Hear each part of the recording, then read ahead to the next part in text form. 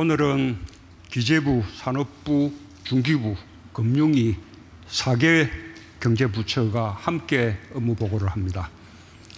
경제부처들은 올해 민생과 경제에서 확실한 변화를 보여줄 막중한 과제를 안고 있습니다. 최근에 코로나19 사태로 인해 어깨가 더 무거워졌습니다. 모두 지금까지 잘해 주었습니다.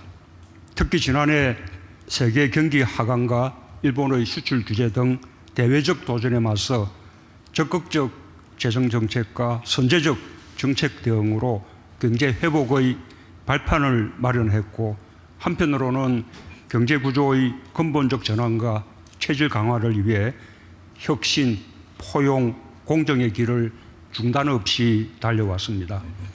신산업 육성과 제2의 벤처붐으로 혁신 성장의 토대를 구축했고, 일자리 반등과 분배 지표의 개선으로 포용성도 강화되었으며 불공정한 거래 관행이 개선되고 대기업과 중소기업의 상생 협력이 늘어나는 등 공정경제의 성과까지 더해지며 혁신적 포용국가의 기틀을 마련했습니다.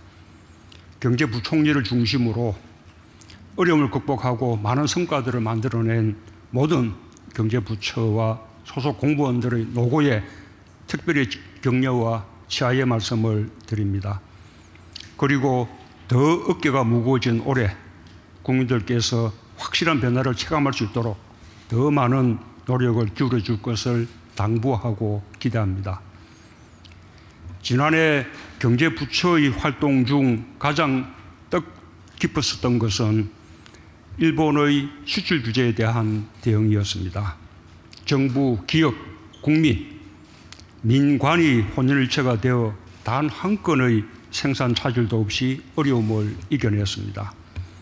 3대 품목의 대일 의존도를 낮추었고 소재 부품 장비 자립화에 대한 자신감이 생겼습니다. 위기를 오히려 기회로 반전시킨 좋은 사례가 되었습니다. 나는 그 성과도 기쁘지만 그 과정을 더 소중하게 여깁니다. 대중소기업, 수요기업과 공급기업 간의 상생협력과 범부처적인 협업의 경험은 앞으로도 우리가 유사한 문제를 해결해 나가는 데 있어서 좋은 교훈이 될 것입니다. 이번 코로나19의 대응에서도 범부처적인 협업이 빛났습니다. 질병관리본부를 중심으로 중앙사고수습본부와 정부 합동지원단을 통한 범부처적인 협업이 지금까지 신종감염병의 대응에 큰 효과를 보았다고 생각합니다. 앞으로 코로나19의 피해를 최소화하고 경제 활력을 되찾는 데 있어서도 강력한 대책과 함께 경제부처들 간의 빈틈없는 협업을 당부합니다. 이번 코로나19의 경제적 피해는 지난 2015년의 메르스 사태 때보다 더 크게 체감이 됩니다.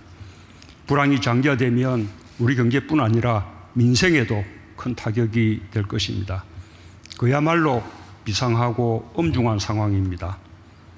국외적인 요인의 피해는 우리의 대응에 한계가 있다고 하더라도 국내의 소비 활동과 여가 활동까지 과도하게 부풀려진 공포와 불안 때문에 지나치게 위축된 측면이 있습니다.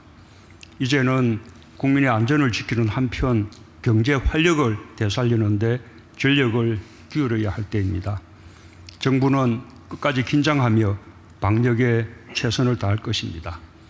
국민들께서도 정부의 대응을 믿고 각자의 안전수칙을 철저히 지키면서 정상적인 일상활동과 경제활동으로 복귀해 주실 것을 다시 한번 당부드립니다. 소비 위축으로 매출이 떨어진 관광업체와 전통시장, 음식점 등 자영업자들에게 현실적으로 가장 큰 어려움은 점포 임대료입니다.